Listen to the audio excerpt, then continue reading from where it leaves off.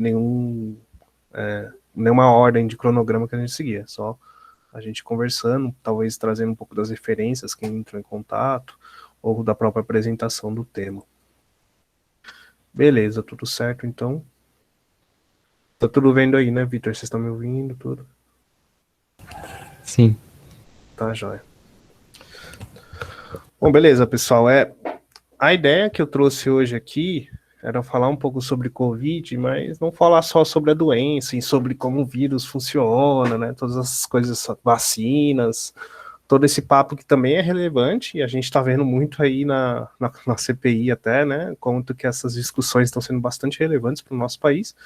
Mas a ideia aqui é falar um pouco, ter um papo mais integrado sobre o que a doença traz, né? Os impactos ali que a gente pode ter entrado em contato um pouco ali na reportagem, mas também um pouco de umas questões gerais, de como a ausente se utiliza do meio ambiente, e qual que é o impacto que a gente tem, né, das pandemias e como as pandemias podem surgir.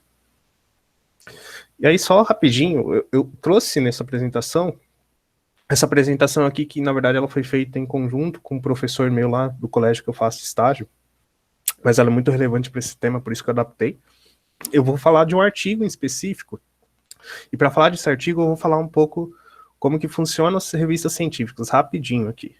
Basicamente, né, a gente tem que pensar que quando a gente fala de revistas científicas, né, onde a ciência é produzida, como a gente fala de artigos, todos esses estudos que saem aí, né, na mídia agora está saindo bastante por conta do Covid, a gente tem que pensar que a própria comunidade científica, ela avalia, se utiliza e divulga esses resultados, esses trabalhos dentro da própria comunidade científica. Então, acho que eu só vou deixar aqui, peraí. Ai, caramba. Quero deixar aquele negocinho do vermelho, sabe? De apresentação. Ah, eu não sei onde é. Não, tá. Acho que é aqui. Não, gente. Aqui. Então, só para falar um pouco como que funcionam as revistas científicas, né? O fator de impacto é uma coisa bastante relevante para uma revista científica. Quanto maior esse fator, mais importante ela vai ser, e mais relevante aquele estudo vai ser, mais robusto aquele estudo foi, ele passou por um crivo, ele foi avaliado, né? E aí a gente tem maior confiabilidade naquele estudo acadêmico, naquele estudo produzido dentro das universidades. E esses fatores, eles sempre são feitos, né? Esse exemplo aqui, uma revista que é um fator de impacto de uma revista no ano de 2015, ele vai levar em consideração as citações que foram feitas com base nos trabalhos que foram publicados nas revistas nos últimos 2 anos, dividido pelo número de publicações da própria revista, né, durante os 2 últimos anos. Então, isso é muito relevante para a gente, dentro da ciência, né, validar a própria ciência, e sempre partindo dos 2 últimos anos para pensar num fator de impacto de qualquer ciência, né, Science, Nature, revista FAPESP, não são revistas que a gente vê aí todo dia na banca de jornal. Quanto maior esse valor, mais credibilidade essa revista vai ter. Se eu olhar para as revistas mais famosas aqui, né, pensando na ciência, né, Cell, Lancet, Nature, elas têm um fator de impacto altíssimo, né, tipo assim, um pouco mais de 30, 36, chega a 40, e a média de citação, né, por artigo, né, por paper, né, por artigo dessas revistas também é alto, né. Então você vê quanto maior as citações, maior o fator de impacto. Claro que, às vezes, uma revista que é mais específica, né, então, essa revista da Lancet aqui, que é Lancet Oncologia, ela é só sobre oncologia, então, pelo fato dessa revista ser mais específica, o fator de impacto dela também vai ser um pouco menor, né, mas claro que quanto mais próximo de um número menor, né, mais próximo de 0, menos confiabilidade ela vai ter. Se a gente pegar revistas que tem a porcentagem aí de um número maior ou igual a 10, né, maior ou igual, na verdade, maior do que 10 dentro desses fatores de impacto, né, são pouquíssimas revistas, cerca de 2% delas, 244 de todas as revistas, em todas as áreas, ou as revistas mais gerais, que nem a Lancet e a Nature, né, e as revistas que tem, às vezes, um pouco mais de um, são ali em mais ou menos 9 mil, né? Então seria mais ou menos aqui entre 1 e 2, né? Isso aqui está um pouco equivocado, né? Que a gente deixou maior que 1, maior que 2, enfim. Mas dá para ter uma noção. Só para a gente ter uma noção um pouco de como a ciência funciona e como a confiabilidade desses estudos funciona. Então, já que eu ia falar de um artigo específico, e, na verdade, pegar alguns outros dois e falar de um específico, eu queria trazer isso. Primeiro, sobre doenças emergentes, né? Qualquer tipo de doença que causa alguma...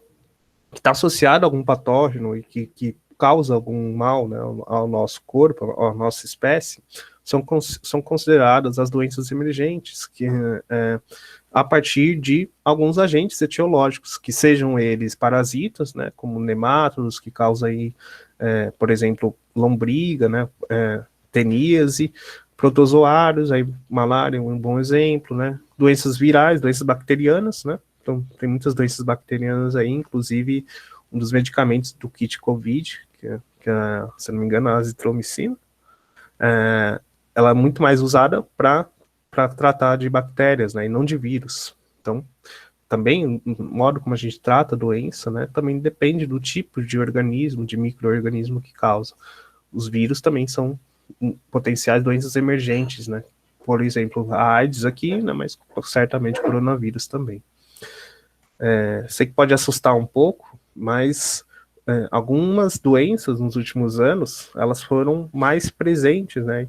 Todas essas doenças aqui são causadas por agentes etiológicos, por micro-organismos, né? Que são considerados os agentes etiológicos. E aqui a gente tem os principais locais nos quais essas doenças apareceram. Os pontos em vermelho são doenças que, se eu não me engano, elas tiveram menos...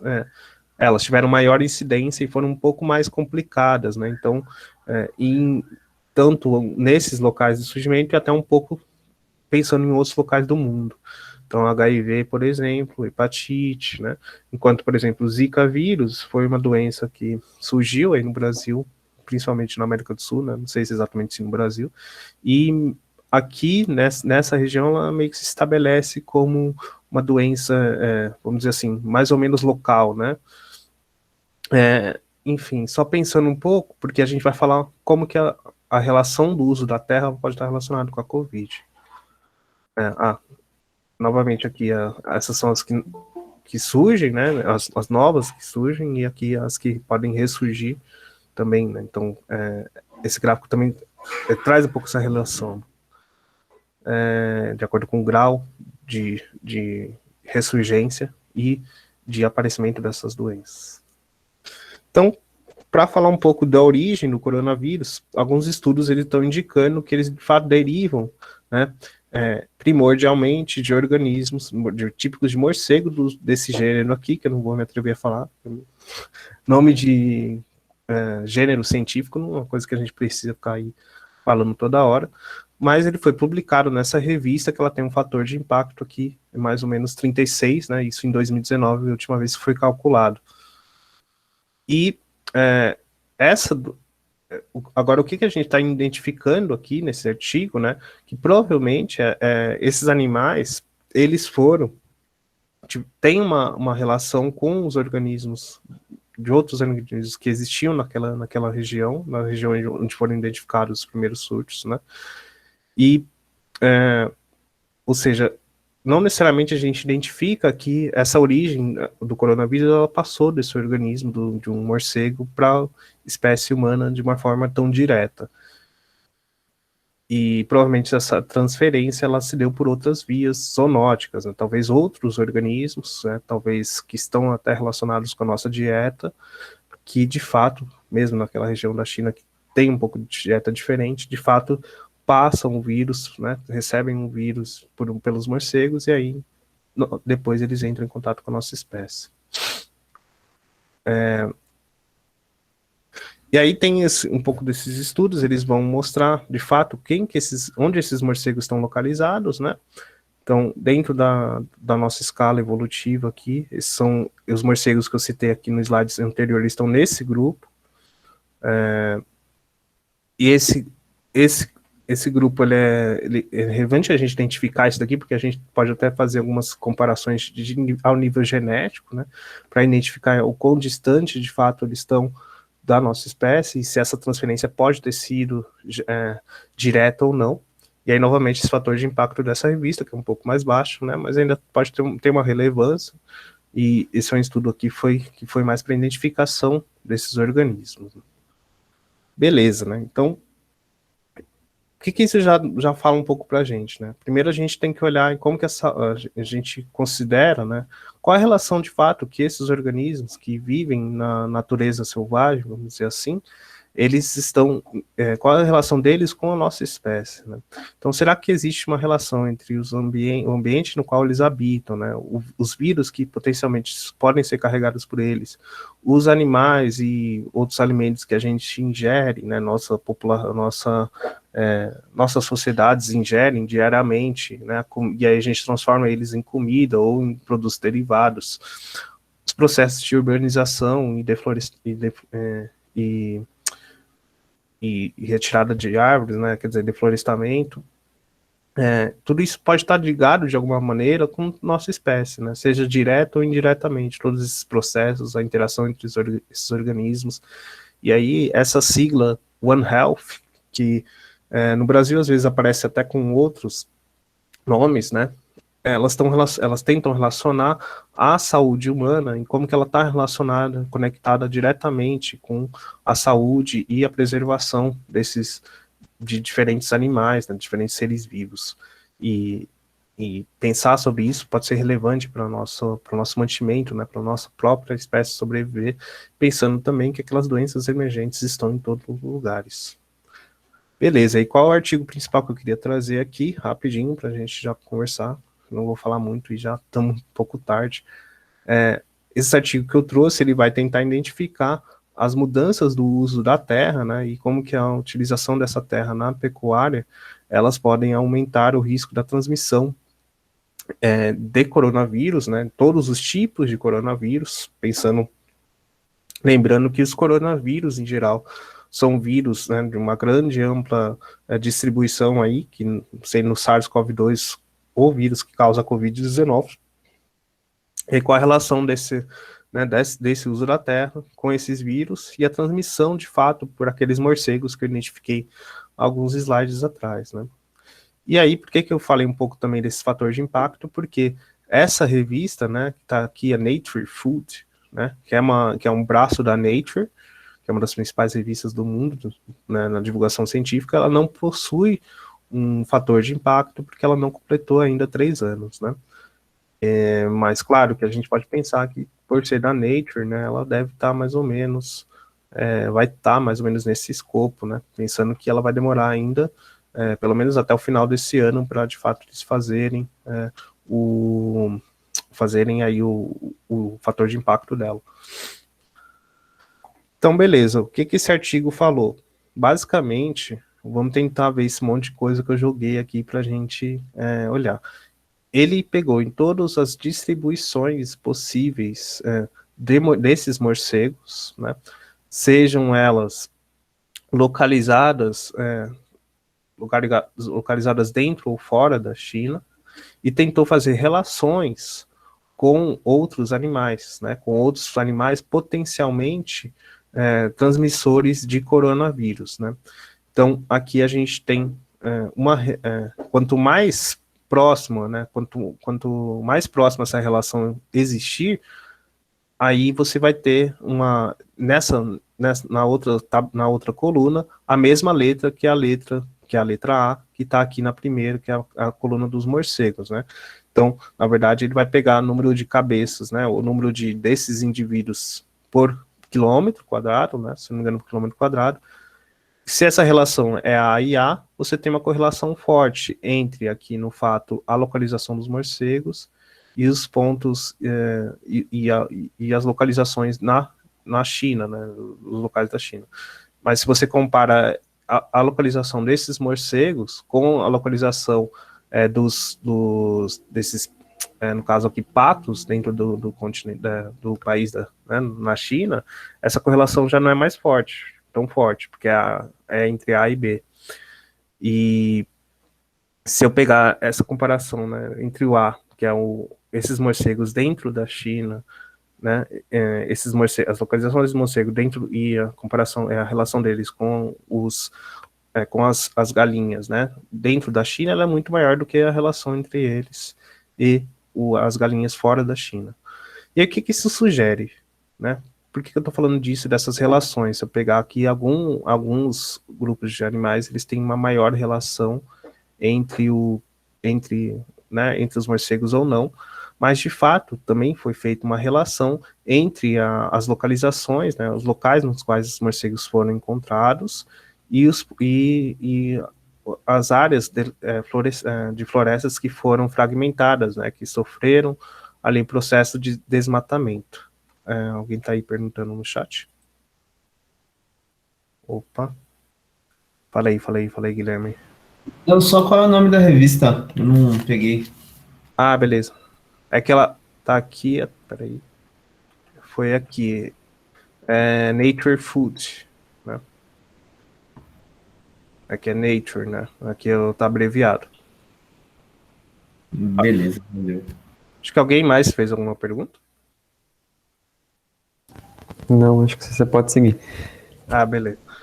Então, quando você olha, né, os locais nos quais os morcegos foram encontrados, com as florestas, com as regiões de floresta que foram desmatadas, apesar de ser uma relação que traz A e B, né, essa relação dentro dos locais da China é muito maior do que as relações entre os locais, né, desses morcegos fora da China. Do mesmo jeito, né, você tem uma região que é mais utilizada para uso da terra para agropecuária, né, dentro da China, é a localização no qual você encontra esses morcegos nessa região. E aí você vai encontrar também e aí quando você começa a olhar esses dados de forma integrada, você identifica, pô, mas a relação entre os morcegos, né, os locais no qual eu encontro os morcegos, os locais nos quais as pessoas são encontradas, né, na verdade que tem uma densidade demográfica muito alta, também tem uma relação muito forte. Então, se tem uma relação forte entre o uso de galinhas, né, chickens, e os morcegos, né, o uso da terra e o desflorestamento da floresta, né, o desmatamento, né, das regiões de floresta e a localização de morcegos, talvez exista uma relação de fato entre os morcegos, né, e as localizações as densidades demográficas alta, né.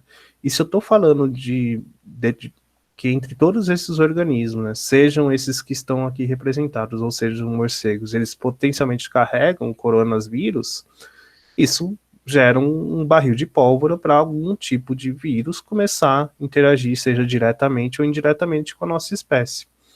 Então é mais ou menos isso que eles trouxeram nesse artigo, né? E para que são usadas, né? Para que são usadas essas galinhas, principalmente, né? O uso para alimentação humana, principalmente nas regiões chinesas mesmo. Logo, né? Algumas conclusões a gente pode tirar desse artigo, né? Primeiro, a produção desses alimentos, de fato, o uso da terra para utilização para cultivo, né, e alimentação das galinhas e a relação delas com os seres humanos podem trazer algum tipo de, né, algum tipo de problema a longo prazo, né, se a gente pensar ali que esses vírus podem potencialmente mudar. Gente, eu tô quase espirrando aqui, desculpa. Calma. Aí, Não tá. pede, não. Enfim, ou seja pela dieta, ou como a gente utiliza essa terra, né, a gente pode pensar em como que essa distribuição, a destruição das florestas e o uso dela para pecuária de forma extensiva está relacionada, de fato, com nossa saúde, né, pensando ali, primeiramente, que algum desses habitats selvagens, né, alguma dessas regiões de floresta, a gente perde no avanço dessas regiões, né, para a utilização da agropecuária. E aí, esses agentes infecciosos, eles vão possuir ciclos de transmissão diferentes, né? E, de fato, nenhum deles vai responder de uma maneira programada, né, que a gente pode prever, nossa, então, pô, você já identificava que coronavírus, alguns tipos de coronavírus interagiam ali. Será que de fato eles vão passar para a nossa espécie de uma forma tão certa? A gente não entende como isso de fato pode ter acontecido, mas em uma pandemia, né, no momento que essa pandemia se estabelece, você precisa de uma densidade de hospedeiros muito grande. E o uso da terra, né, favorecido pela fragmentação florestal, e aí as populações humanas começam a invadir, quer dizer, invadir não, né, ocupar esses locais para habitação, isso vai potencializar esses contatos, sejam diretos ou indiretos. E quem vai promover isso é a própria pecuária, né, com base também na ração, então pensando em como que a cadeia produtiva vai toda se estabelecer. E aí, o que a gente identificou como conclusões finais aqui, já estou acabando, viu, pessoal? Esse trabalho ele vai dizer que é uma dependência de fato entre na distribuição desses morcegos, né, e a emergência de alguns surtos de coronavírus, né, exatamente porque você tem todos esses fatores que começam a se combinar. Então, sendo esses potenciais vírus existentes, né, entre esses diferentes grupos, né, a região da floresta perdendo um pouco da sua cobertura, o desmatamento de fato acontecendo e as populações humanas entrando em contato com os morcegos, potencialmente isso vai se estabelecer, né? E a ascensão desses novos hotspots, né? Que aí a gente vai falar um pouco disso, dessas áreas, que também estão presentes ali naquele slide que eu mostrei, o globo terrestre, né? Daquelas doenças que surgem. Esses hotspots, eles de fato vão ser um caldeirão ali para um potencial pandemia surgir, né? É claro que existem maneiras de mitigar isso, né? E não dá para a gente prever de fato se isso vai acontecer ou não, mas isso é preocupante e não há dúvidas exatamente nesse sentido. Claro que isso pode mudar de alguma maneira, né? Se a gente pensar em como se a gente se utiliza da terra e como que não só a nossa dieta individual, né? Mas como que pensando em políticas, né? Em organização e uso da terra, isso pode mudar até a nossa distribuição, nosso processo de urbanização terrestre, né? Por fim, esses hotspots que eu falei, pensando que esse é um mapa aqui da região da Europa, né? Aqui você tem o norte da Ásia, e aí você vai ter aqui um pouco da Indonésia. Quanto mais vermelho aqui, né, você tem mais potenciais pontos de hotspots, né, essas áreas que são para coronavírus, potenciais surgimentos de surtos, né, porque a gente já identifica que tipos diferentes de coronavírus eles habitam aqui, né, então esses o que está em azul aqui, né, são regiões que dificilmente podem surgir, não transmissões, né, mas de fato esse tipo de situação no qual o vírus está circulando, e quanto mais é vermelho, mais você tem a tendência a subir. E aí, pessoal, né, apesar de não termos um coronavírus de uma forma natural, vamos dizer assim, tão presentes aqui na nossa América do Sul, na nossa América, né, existem outros tipos de hotspots, né, quer dizer, hotspots da nossa região, eles vão ser identificados a partir de outros tipos de doenças, né. A dengue pode ser, né, algumas regiões que estão mais propícias a terem acúmulo de proliferação de dengue, né, podem ser um hotspot ali, né, então lixões, né, ou até mesmo locais em que não há um uso da terra e uma prevenção nesse sentido, campanhas de vacinação não, campanhas de prevenção para acúmulo de água podem ser um hotspot para dengue, assim como a gente tem outros tipos de vírus circulando, né. Então, é meio triste dizer isso, né? Mas alguns estudos também indicam que alguns hotspots para outros tipos de doenças, incluindo alguns tipos de vírus, também estão presentes aqui no nosso Brasil. E o uso da terra, do mesmo jeito está relacionado, né, com os morcegos nesse estudo, eles podem estar relacionados com outros organismos para a nossa espécie. Por fim, a gente tem que pensar um pouco, né, como que nossos hábitos alimentares podem mudar a longo prazo a nossa relação, o uso da terra, né, de um modo a garantir que essa única saúde, vamos dizer assim, né, e esses serviços que a gente se utiliza dos ecossistemas sejam, de fato, utilizados de uma maneira mais saudável, né. Então, pensando também que isso envolve fatores complexos, né, como que a economia vai lidar com esses processos, né, como que a gente vai fazer diplomacia, né, com outros países, pensando na expansão econômica, mas também na relação do uso da terra, né, e tudo isso, né, pessoal, gera problemáticas. E aí a Covid, quando ela surge, né, a gente vai ter que estar lidando com essas questões e com as questões que a gente trouxe, que eu trouxe um pouco as referências, né, que as questões mais sociais. O manejo da terra aqui no Brasil, né, será que ela pode, de fato, sugerir algum tipo de emergências para alguns parasitas, né, emergência no sentido de aparecimento, né, desses parasitas, desse tipo de doenças. E como que a gente pode pensar isso a longo prazo, né, pessoal? Tudo isso. Não tem como a gente não falar de questões políticas, né? Então, as mudanças climáticas, que também vão acontecer por outros motivos, será que elas de fato afetam a distribuição desses vetores, né? Ou seja, por que será que esses morcegos acabam ocupando mais locais, né?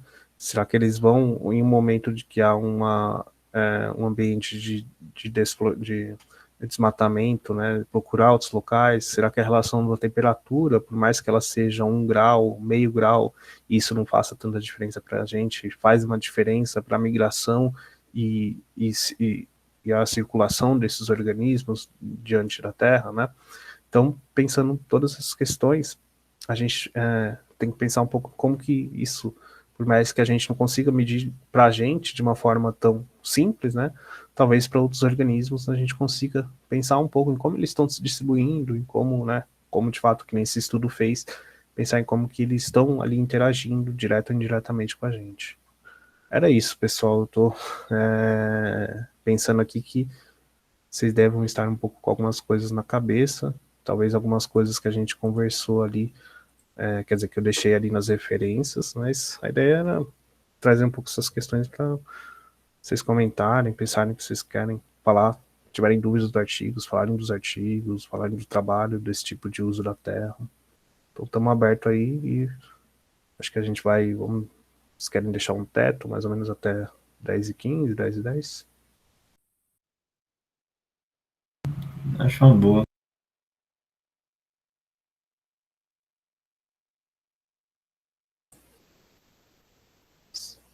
Eu acho que e agora a gente está um pouco aberto aí, eu falo bem rápido, gente, principalmente quando eu estou apresentando. Tranquilo, né? Eu tava na dúvida de como, na verdade, fazer um link com as aulas de biologia, né, que a gente está tendo agora, que o vírus tem. A gente sempre usa aquela fita, né, da proteína spike, que na verdade é aquela parte do vírus que é tipo pontudinha assim, e ele entra na célula e faz uma desgraça. Como é que ele funciona assim mesmo? Como é que ele funciona? De fato a gente vai ter, em algum sentido, né, quando a gente começa a estudar essa interação desses coronavírus com todas as espécies, a gente vai ver como que eles interagem, e quanto melhor eles se infectam, mais potencialmente isso pode causar alguma doença, né? O que acontece com a Covid, com a Spike, é que aquela proteína, ela interage com um receptor que está presente em muitas regiões do nosso corpo, né, o ACE2, que é esse receptor, ele está presente em muitas células, e ele interage principalmente com questões de pressão, regulação da pressão sanguínea. Então, se a gente tem quer dizer, como nosso sistema circulatório, né, ele está atingindo diretamente e indiretamente vários órgãos, na verdade, diretamente quase todos os órgãos, ou todos os órgãos, então você pode ter algum problema que está ali associado, né, e aí os sintomas são diversos, né, desde perda de paladar até pessoas que desenvolveram diabetes por conta da Covid, né, é mais ou menos isso, assim. Não sei se o Vitor ou mais alguém quer complementar. Eu queria só falar uma coisa sobre isso. Essa infecção da célula, né? Como é que funciona assim? Acho que na última aula de bio, vocês viram bastante sobre membrana, né? E como funciona essa questão dos transportes ali pelas membranas das células. E vocês viram que tem muitas proteínas que ficam ali na membrana da célula que permitem a passagem de substâncias, que faz parte mesmo do mecanismo normal de como a célula funciona. Tem que deixar passar coisas que ela vai usar para o funcionamento dela. Muitos desses vírus, eles aproveitam esses mecanismos para conseguir abrir uma porta e conseguir invadir as células que a gente tem no nosso corpo, né? Então, como que funciona mais ou menos isso? Então, as células todas vão ter essas proteínas de membrana que vão permitir passagens, e algumas células vão ter conjuntos de proteínas diferentes porque elas estão interessadas em passar coisas diferentes, né? Então, quando você pega, tipo, um vírus que ele tem muita facilidade de passar por células da via respiratória, é porque provavelmente nessas células da via respiratória ela tem alguma membrana específica do funcionamento dela de permitir coisas que ela acaba encaixando muito bem nessas proteínas que o vírus tem. E aí o vírus consegue abrir esses canais que a célula usa e ele consegue se transportar, né, transportar o material genético dele para dentro da célula. Então, isso vai variar muito de tipos de células no nosso corpo, né, que vão estar mais suscetíveis por terem mais dessas proteínas que ele consegue encaixar na superfície. E varia muito também, né, dependendo do grupo de animais que a gente está falando, né, das espécies, das famílias, porque isso tem a ver também com algumas dessas proteínas, elas são compartilhadas por vários organismos vivos, né? Então, por exemplo, se você tem ali um grupo de organismos que depende de uma passagem tipo de glicose, que é uma coisa que quase todos os organismos vivos dependem, né? Então, tipo, as proteínas de membrana elas são muito bem conservadas para passar a glicose em vários grupos de seres vivos diferentes. Então, algum organismo que conseguisse aproveitar, ele provavelmente seria capaz de infectar um grande número de seres vivos diferentes também, né? Uma grande variedade de espécies.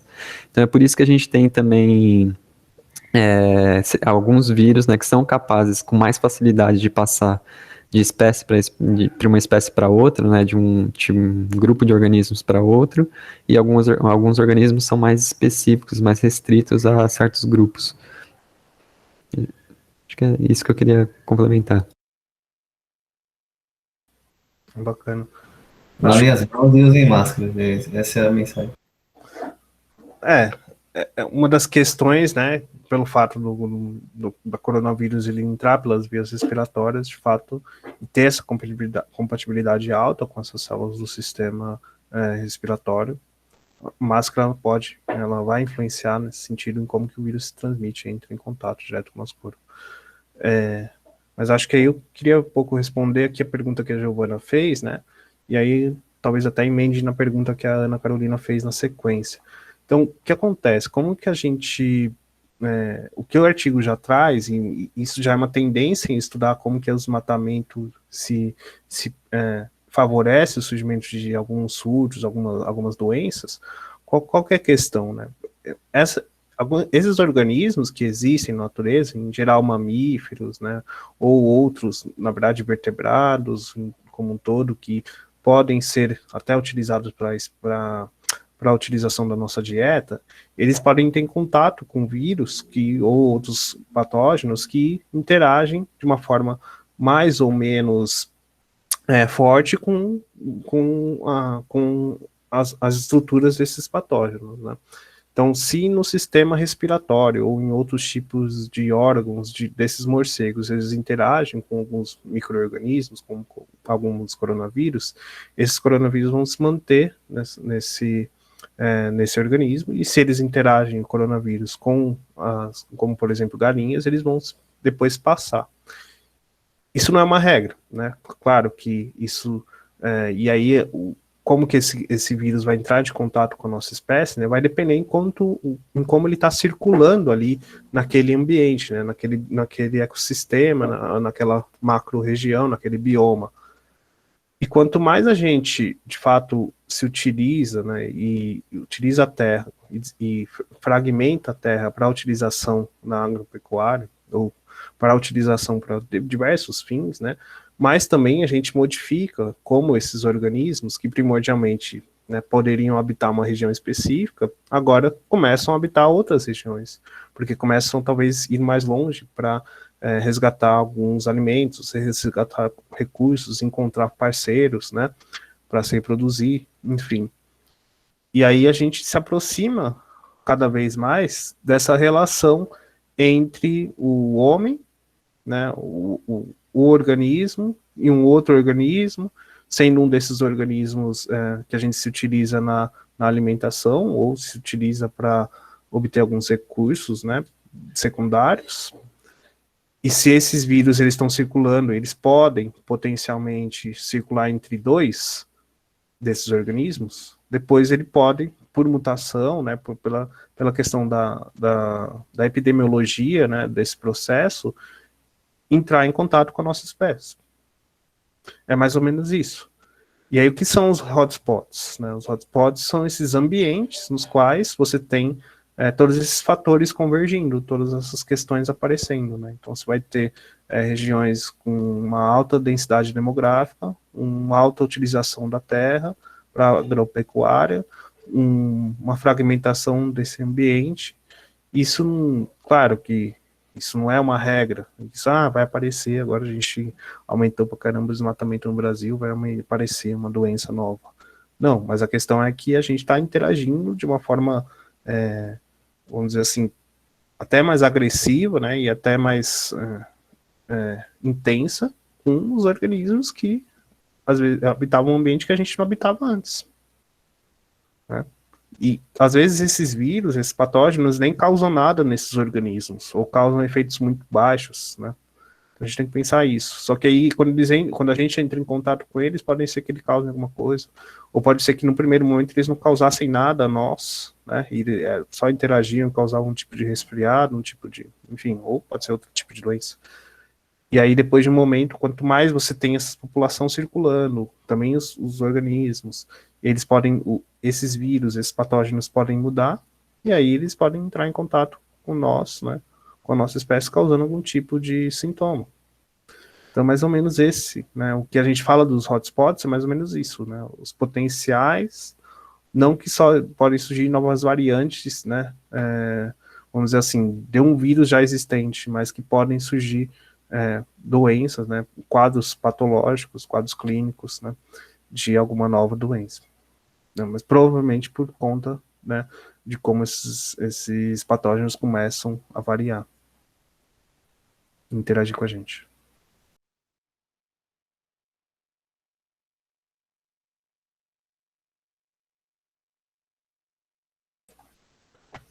Acho que...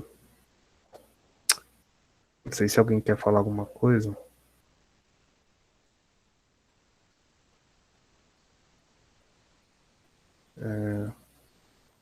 Não? Não. Mas tem essa pergunta da Ana Maísa aí também.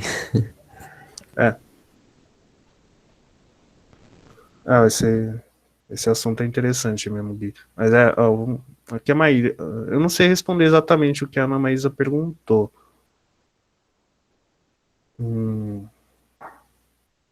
Você sabe dizer alguma coisa, Victor? Eu acho que tem uma relação. Eu não sei exatamente, né? Mas é que tem a questão de como o SARS-CoV-2 ele interage com, de fato, até alguns órgãos diversos do nosso corpo, né? Agora a questão é, será que, né, pela quantidade de testes que estão sendo realizados no Brasil, a gente consegue ter uma precisão da causa da morte da pessoa, né? Porque, pelo que eu tenho acompanhado, muito que acontece é isso, né? A gente não consegue, às vezes, nem testar. A gente tem um tempo certo para testar. Mesmo uma pessoa que já veio a óbito, também tem um tempo, um procedimento, né? E que pode gerar ali uma perda da confiabilidade, né? Do quadro do óbito, né? Da causa do óbito. Então, eu acho que tem essas questões envolvidas que... Claro que ataques cardíacos eles podem acontecer por outros motivos, né? Tipo, um desses motivos eles estão relacionados, por exemplo, ao colesterol, algumas doenças, né? Diabetes, né? Então, no caso da pessoa já estar alguns dias sentindo sintomas de Covid, pode ser que tenha alguma relação ali, a causa da morte, de fato, com o SARS-CoV-2, né? De fato, com o quadro clínico da Covid-19. O Rafa, não só isso também, mas ontem mesmo eu fui na minha cardiologista, né? Eu tive um problema no coração tempos atrás e nossa conversa foi exatamente sobre como o Covid é especialmente perigoso para o coração.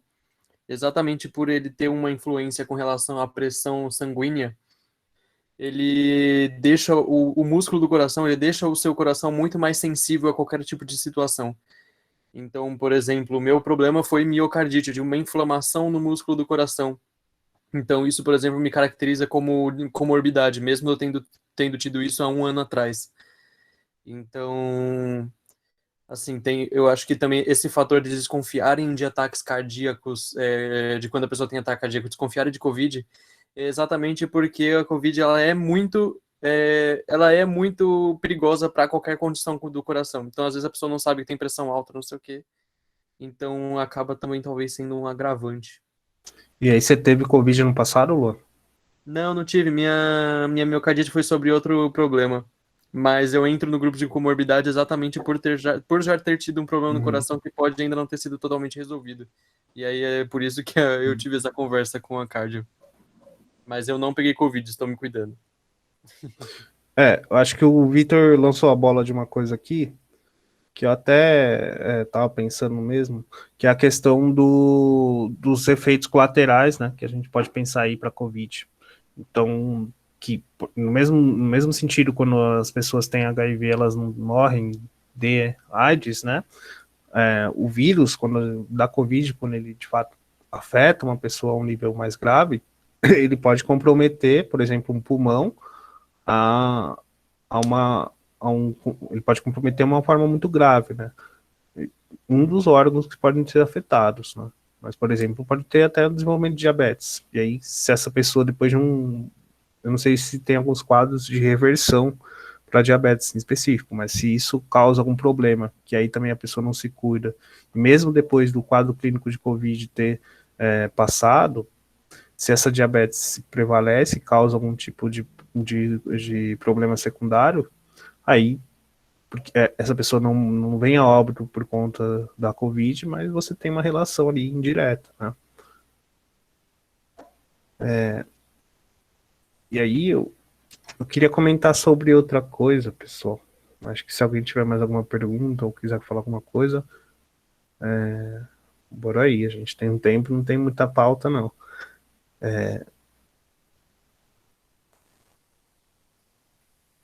O que eu queria comentar, não sei se alguém entrou em contato com um dos vídeos que eu mandei, mas é o vídeo do canal Olá Ciência, né? Que é o vídeo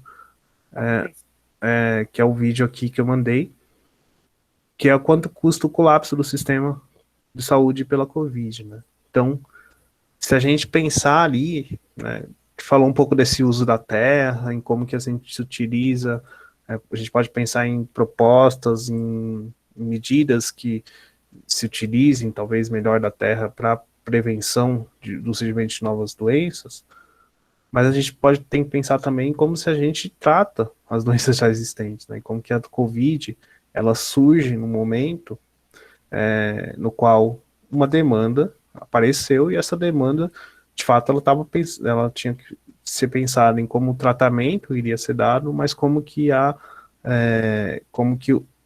os graus da epidemiologia, por meio da epidemiologia da doença, né, iriam se expandir ou diminuir. E isso tudo gera algum impacto econômico, né, para o país. Então, isso alguns países já têm indicado que uma melhora da economia já tem tido avanços por conta deles lidarem melhor com o Covid, né? Mas também, quanto mais a gente mantém níveis altos, né, de casos acontecendo, quanto mais esses impactos eles aparecem de forma frequente e sobrecarregando o sistema de saúde, mais gastos a gente vai ter. Quanto mais pessoas vêm a óbito, né, menos receita, né, menos impostos essas pessoas entregam ao Estado. E eu fui um pouco para outro lado, né, mas pensando um pouco da mesma forma que a gente pensa, e a gente, quer dizer, pelo menos a gente deveria pensar no uso da terra para manter algumas doenças, né, manter a nossa condição da saúde, né, e a saúde do planeta de uma forma estável, a gente tem que pensar também como que a gente trata uma emergência. Acho que era um pouco disso que eu queria falar, um pouco daquele vídeo, né, um pouco das outras referências que eu deixei lá no nosso nosso informes do Telegram, mas aí para a gente pensar um pouco sobre isso, né? E tudo está envolvido e tudo se envolve a economia, tudo envolve, né, o nosso sistema público de saúde, envolve gasto público. Acho que um pouco isso a Ana mesmo escreveu aqui. Existe algum estudo que pense em formas de prevenção de novas doenças mantendo o uso excessivo da terra e desmatamento. Sei que parece meio absurdo pensar, mas já que se pensa nos conselhos da terra resolvido. Tá. Eu ia comentar sobre uma coisa que é as nossas unidades de conservação, né, pessoal? Então, quando a gente fala dos nossos parques nacionais, né, quando a gente fala das nossas unidades de uso sustentável, né, das terras, das próprias terras indígenas, da demarcação desses espaços, a gente está garantindo, de uma certa forma, que alguns ambientes sejam preservados e tenham um mínimo de interferência humana possível, né? Então, tudo isso, ao longo da nossa história, envolveu um bom planejamento. Tudo isso, ao longo da nossa história, né, envolveu estudos, envolveu integração da comunidade local, né, principalmente pensando nas terras indígenas, aí, utilização da terra para aquelas comunidades que existiam no entorno. Então, se você vai para o sul do estado, aqui no São Paulo, não sei se tem gente de outros estados aqui, mas para aquela região ali, se eu não me engano, já no Paraná, talvez um pouquinho mais abaixo, você tem uma das maiores reservas naturais, né, garantidas pelo estado do mundo. Quer dizer, não sei se do mundo, mas do Brasil, eu sei que é. E até mesmo pouco tempo atrás, estava rolando um projeto na Câmara, que era a reativação de uma estrada que corta esse parque. Vou até pesquisar aqui. Parque Paraná. Daqui a pouco eu falo para vocês. E aí o que acontece, né? Quando você tem um projeto desses, que aí ele vai mudar a dinâmica, você vai mudar exatamente como que os organismos que estão lá interagem diretamente ou indiretamente com a gente. E aí acho que é essa questão, né? Não tem assim, o uso da terra, né, e como que a gente se utiliza bem dela para prevenir essas questões, também envolve, principalmente as nossas unidades de conservação. E aí você vai ter, né, o Pantanal é uma área quer dizer, que pelo menos em tese é super bem preservadas, né? Tem várias áreas ali, sejam elas de patrimônio de iniciativa pública, o que tem até a utilização, né, de algumas questões privadas, né, a utilização das fazendas, como as fazendas, os grandes latifúndios também devem preservar, e que tipo de dinâmica você deixa, mantém essa preservação. Quando você pega imigrantes, por exemplo, você tem umas imagens da imigrantes que que tem uma elevação assim, né, do ambiente. Deixa eu ver se eu acho até uma. E aí você vê tem floresta passando embaixo. Mas poderia criar ali uma estrada por baixo. E por que você criou aquela floresta por baixo? Para você manter a conexão entre os organismos, né? Entre a biota, né, que existia ali. Então, tudo isso pode ser pensado, né? Acho que eu tenho uma imagem da imigrantes aqui que eu estou falando. Deixa eu ver se eu. Vou mandar no chat para vocês verem. O Guilherme mandou alguma coisa aqui. Deixa eu clicar nesse artigo. Essa relação entre a pandemia revela porque precisamos socializar o sistema alimentar. De fato é isso, né, cara? A gente pensar em como que a gente maneja, né, nossa produção. Como que a gente garante, né, que o básico seja mantido, não só para o nosso país, né, mas pensando que nós somos um dos países maiores exportadores de commodities do mundo, né, como que a gente pode otimizar esse uso, né, e aí talvez investir em outras coisas, né, investir, para não investir tanto em exportação, que também gera uma acumulação de riquezas aí absurda. Não sei se alguém quer comentar alguma coisa. Eu queria falar só uma coisinha rápida. A gente viu aí, tem saído alguns estudos em áreas como acho que da arqueologia, da antropologia e da paleobotânica, assim, até, da galera falando sobre as florestas do continente americano, né, que dizia algumas coisas bem interessantes sobre a questão de como que essas florestas vieram a surgir da forma como a gente conhece elas hoje. E muito do perfil que esses ambientes eles têm hoje, que a gente reconhece, eles são, na verdade, segundo esses estudos, né, artificiais.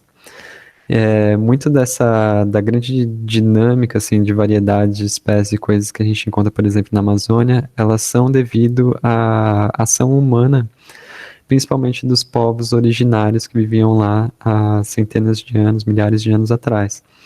Então, existe também uma questão, né, tipo, do ambiente, talvez, que a gente tenha, dessas questões de planejamento e de discussão desses espaços.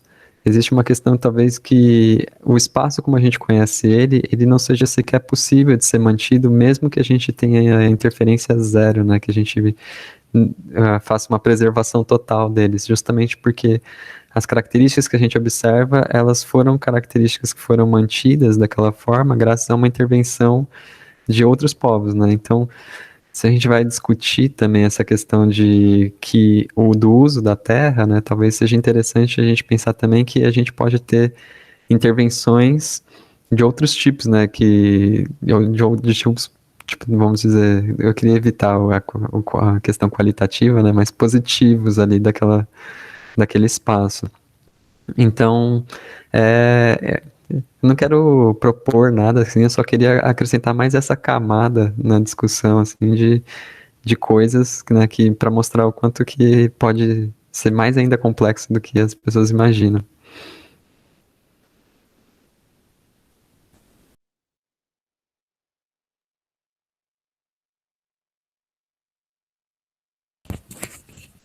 E era só isso mesmo. Eu tô vendo se mais alguém quer falar também. Porque senão eu fico falando, também a gente já tá se encaminhando pro final.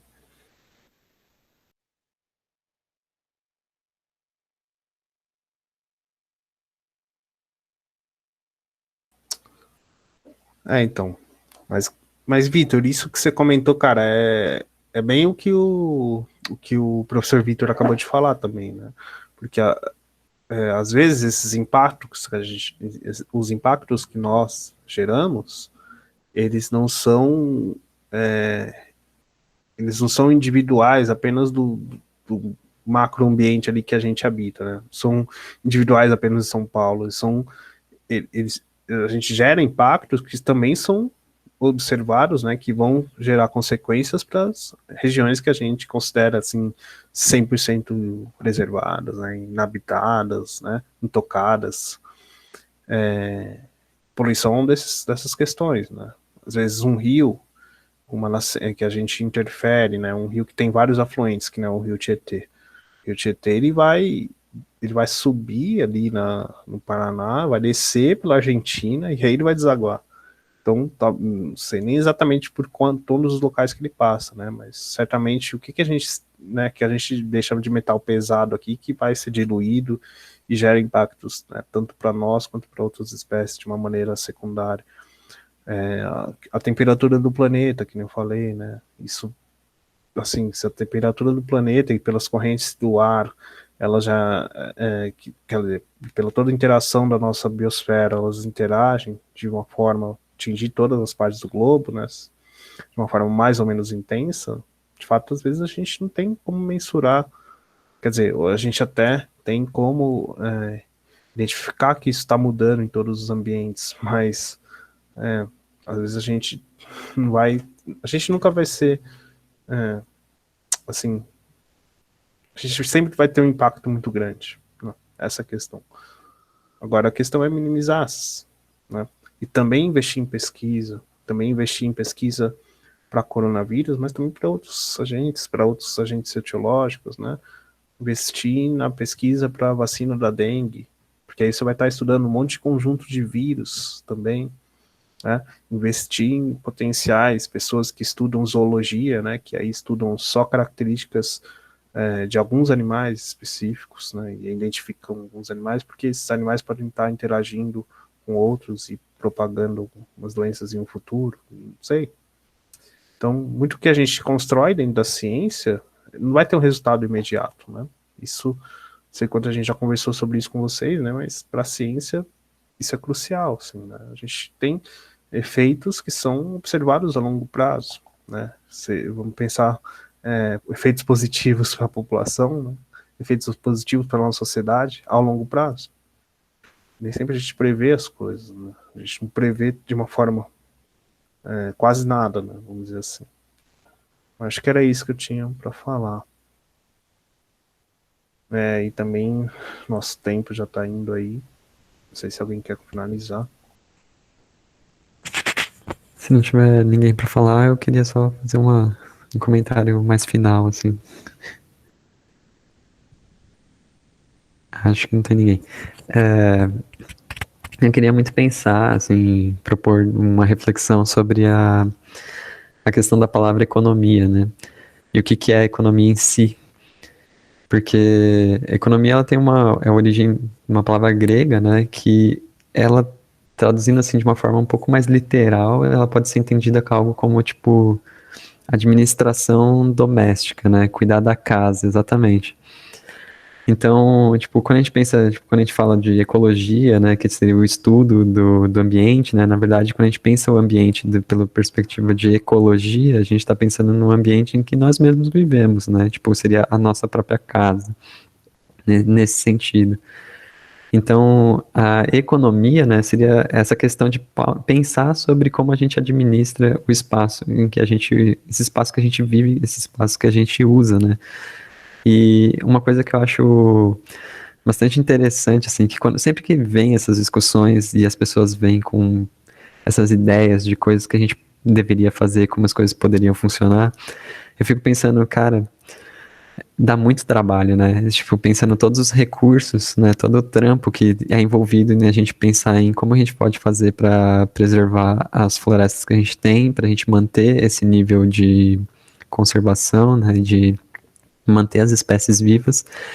E uma coisa que eu acho interessante quando eu penso nisso é, cara, tem muito trabalho e tem muito trabalho para ser feito, assim, né? Tipo, e uma coisa curiosa, assim, de a gente pensar nos tempos modernos é que apesar da gente ter muito trabalho pela frente de coisas que a gente deve fazer para continuar sobrevivendo e manter o ambiente, ao mesmo tempo a gente está atingindo picos enormes de pessoas desempregadas, né?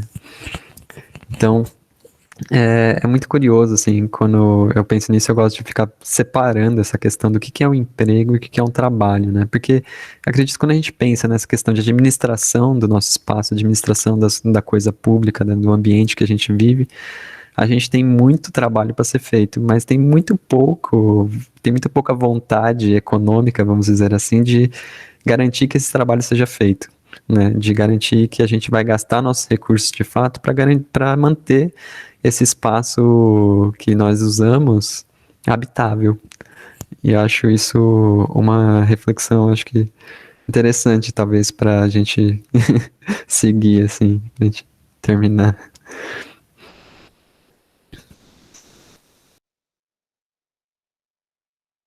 Bacana, Vitor. Acho que não poderia falar melhor, cara. Você falou muito bem. Essa questão, né? Como que às vezes a gente pensa que economia é uma questão que não está ligada à nossa casa, que é o planeta Terra, né? Mas ela tem que estar ligada. Pelo menos ela deveria estar, né? De certa forma ela está. Pensando que na nossa Terra, né? De fato nós, apesar de toda essa discrepância, as pessoas que não têm às vezes a mínima condição para participar minimamente da sociedade, interagem. Nós, como espécie humana, interagimos de uma forma muito mais agressiva com os outros seres que aqui habitam, né?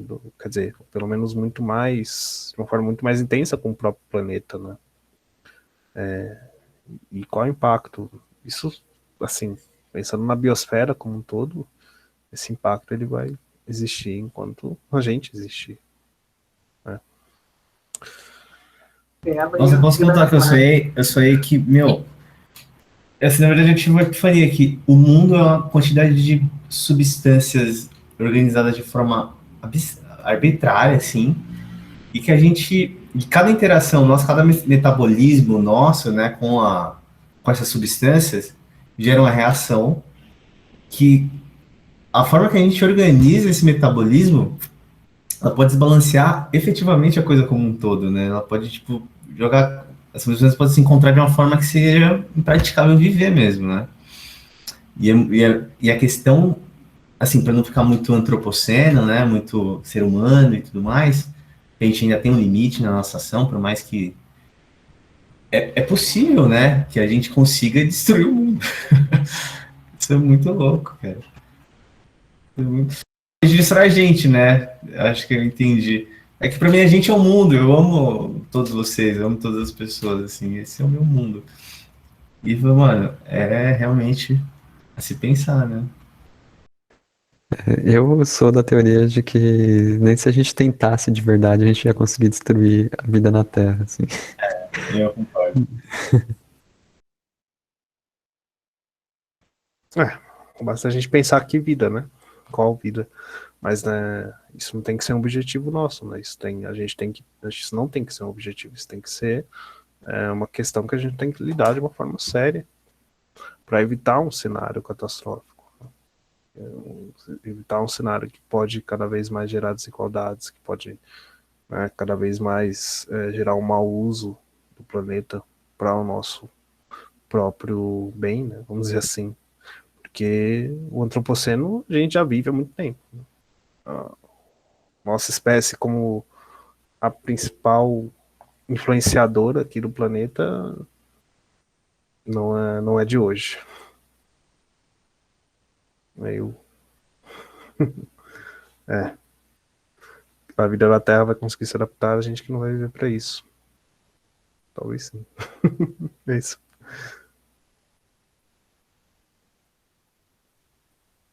Acho que.